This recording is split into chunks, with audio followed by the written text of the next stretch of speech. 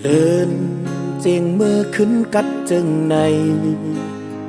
มีผ้าพื้นเดียวหือจางปอสองก็ห่มวายหันหน้านางวนและอีลูมาลุกนั่งเสห่มปันน้องก็เร็วไปเลอแม่นกำคาพังเสย่ามือฝนลงยอดโหย้ำดีเฮินอ่อนวายหาซอกโดยมีไว้จ้องกันหนึ่งเฮาลุกนั่งเสคุยจ้องกังเฮปันข้ามเอาตัวใจปีนางไว้ย้ำมือทบลองกินกายโคโหใจเสคามเมื่อตีวันเสลี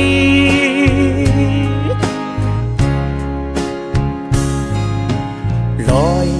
สูงก็ไหลมีเตอดินจื้อลองคานเจออยู่เตอหักมันกึ่งแกนอำหันน้องค้าง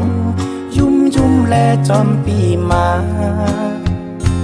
แห้งหักกันอำปันยุบย้อมสั่ง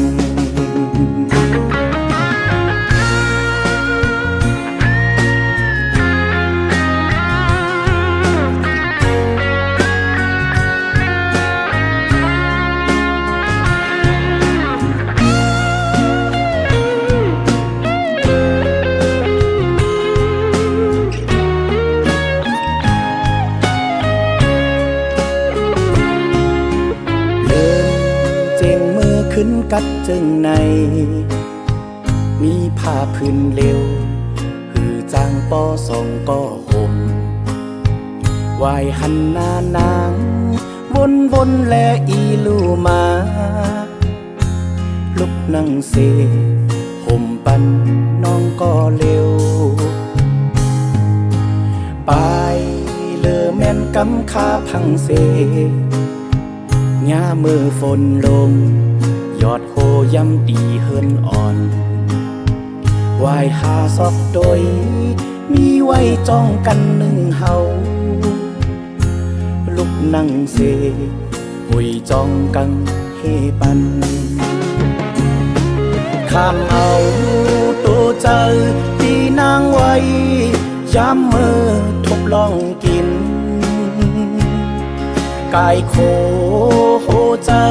เสคามเมื่อตีวันเสลี